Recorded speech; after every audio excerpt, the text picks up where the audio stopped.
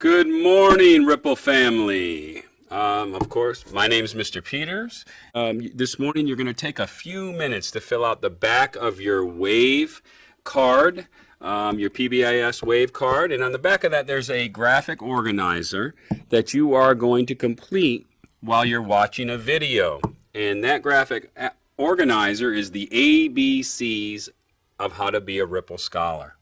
The A is for attendance, the B is for behavior, and the C is for credits. So listen carefully and fill in your graphic organizer. Now, in the attendance section, there is an extra bubble. And what we want you to do when you watch the video on attendance, use that extra bubble to write down a personal goal that you might have and put it in that bubble regarding attendance. So please pay attention, fill out your graphic organizer. This will help you to be a wave expectation follower and an awesome Ripple student. So thank you and have a great time. Let's take a look at the first section, which is section A. School is very simple. It's about ABCs. So if you can remember the ABCs of what we're going to be talking to you about for being a Ripple Scholar, you are going to be very, very successful. So we're going to start with the letter A. A stands for attendance.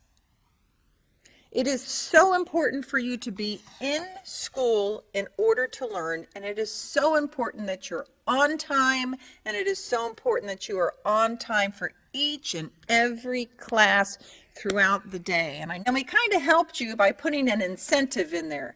If you didn't make it to class, you had a detention. After school. And I think we're going to continue with that. So let's take a look here with our graphic organizer. It says A stands for attendance. In the second bubble, you should put, you need to be in school to learn. So you're going to write in there, in school. I have to be in school in order to learn. And then the next two important parts are, you need to be on time to school. Class actually starts at 9:45 every single day.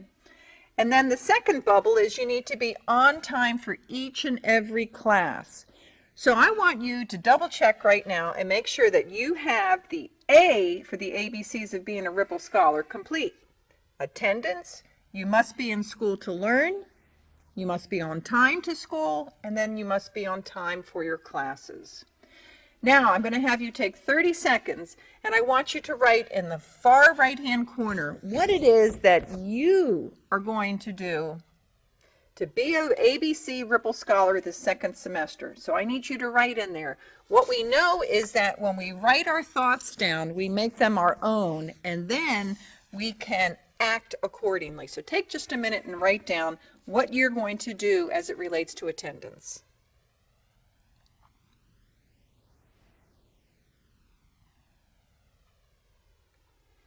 All right, now we're going to go to the B of the ABCs, and B stands for? Behavior. Behavior. All right, so we went from A, and now we're at B. Go ahead, Mr. Peters. All right, ladies and gentlemen, boys and girls, we're going to talk about behavior. And one of the first things, you go to the next column, right down the middle, and the top bubble, we're going to talk about using our wave expectations.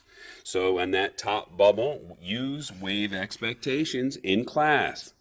If you go over to the next bubble, we're going to talk about these wave expectations, which are the W, we show respect.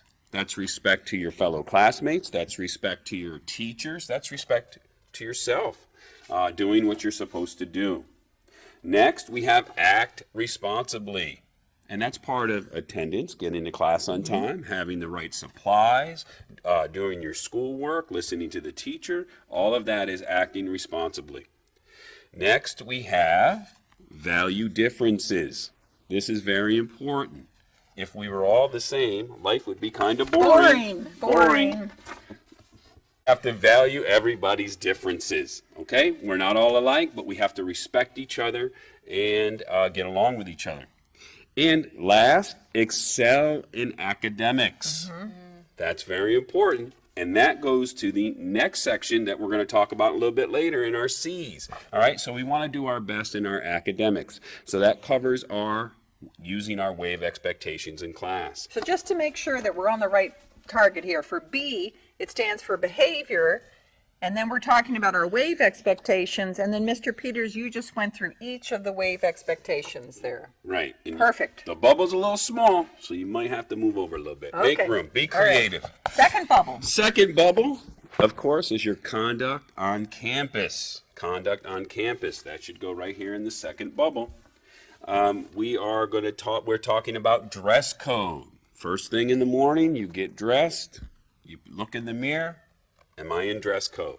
Okay, we talked about jackets and sweatshirts a lot at the beginning, throughout the first semester, so we have to really work on that. Walking in the hallways, not running. Making sure you have passes. If you leave the class, you should have a pass. Don't say, oh, my teacher let me out of class. No, the teachers know that they're supposed to give you a pass when leaving the classroom. Also, your voice is in the hallway. There's a lot of screaming. Also, when you're banging on the classroom doors, it just takes a little knock, no pounding. You're going to disrupt the learning environment of others. So we have to take care of our conduct on campus by following dress code, walking and making sure we have passes, and lowering your voices and knocking quietly on the classroom doors. Okay, the only other thing that I'd like to add to that, Mr. Peters, is at this stage, everybody knows what the dress code is supposed to be. When you arrive on campus, do not tell your teacher that Mrs. Edward, Mr. Peters, or Dr. Fitzpatrick said that what you have on is okay, because it's not. You know what the dress code is, and the expectation is that you dress accordingly. If you do not have clothes, we have clothes for you to change into. If we have a dress code issue, Mrs. McNeil is actually going to highlight the part of the dress code that you are in, have an infraction in, and it's actually going to send that home. So, boys and girls, you know better, so do better.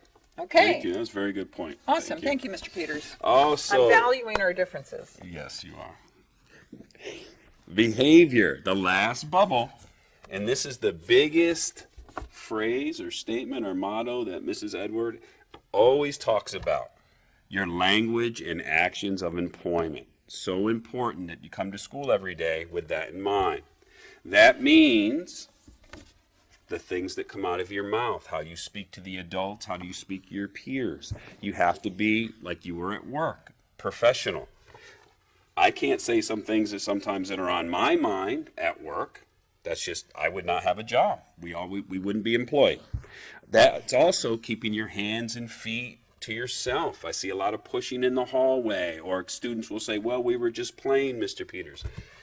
That doesn't work. Little actions start fights and other things on campus, guys. So you got to keep your hands and feet to yourself. Always remember language and actions of employment with your words and your physical actions. Students, you're in school to learn, and that is your job. Thank you very much, Mr. Peters. Okay, so we're going to take 30 seconds now, students, and on the far right-hand corner, we want you to write in there what you are going to do in order to be an ABC Ripple Scholar as it relates to behavior.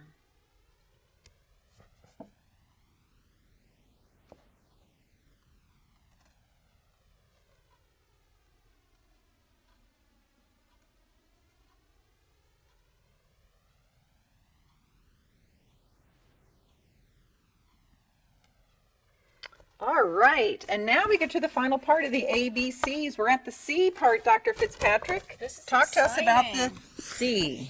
All right, so for C's, what we're going to talk about is, and it's written right here, the word credits. And this is one of those things that you've probably heard us talking to about the necessity to have a certain amount of credits for you to get to high school.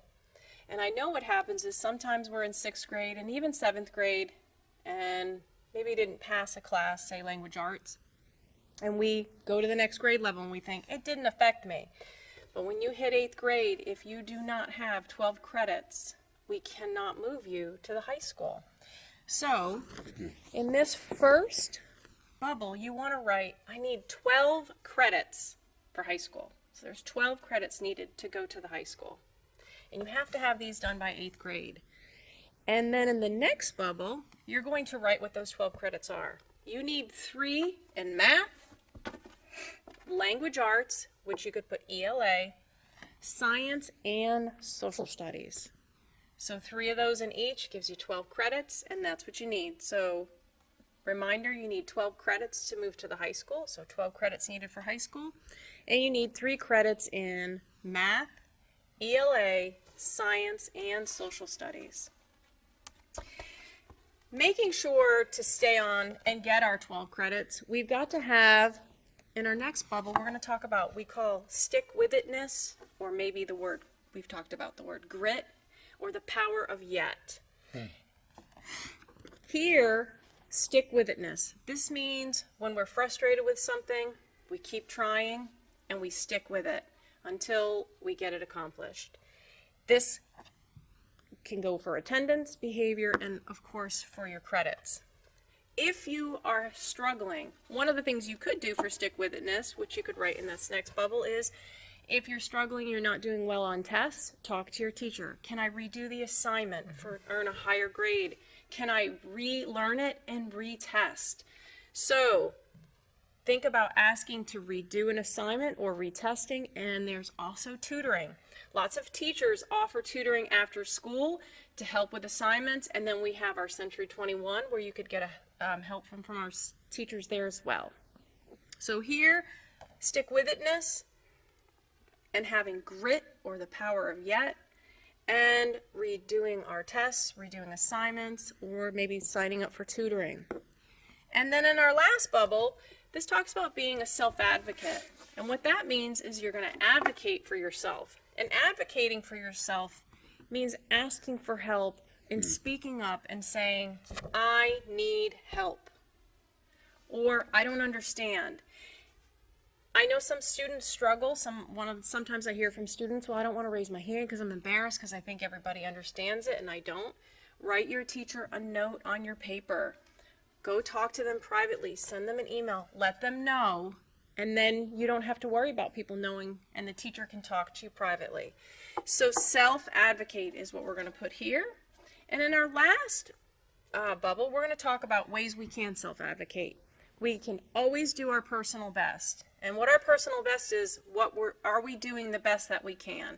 So if I don't do that great on a test, I have to ask myself, did I do my personal best? Did I study? Did I review it? Is studying, cramming it 10 minutes before the test? Or did I really review the material a little bit every day? Am I using my Cornell notes? Ask questions when you don't understand. And of course, use your Avid binder. If you put everything in your Avid binder, I hear sometimes students say, I turned my assignment in, my teacher lost it. Well, if your teacher graded it and gave it back to you and you put it in your Avid binder, you've got it to show them, look, I did turn it in. I turned it on time, you grade it. You must have made a mistake. So using your Avid binder, staying organized, keeping your notes in there. And these are all things you can do to make sure you get your 12 credits so you can go to high school.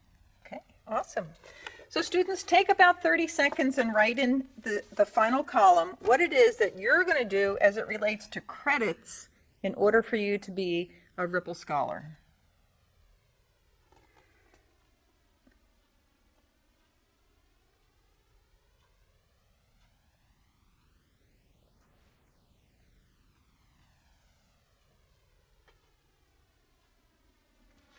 The other thing that I'd like for you to know is that we are going to come around and we are going to be asking, not just today, but periodically throughout the semester, to look at your ABCs of being a Ripple Scholar. Have a great day, and remember to ride the wave and don't fall off.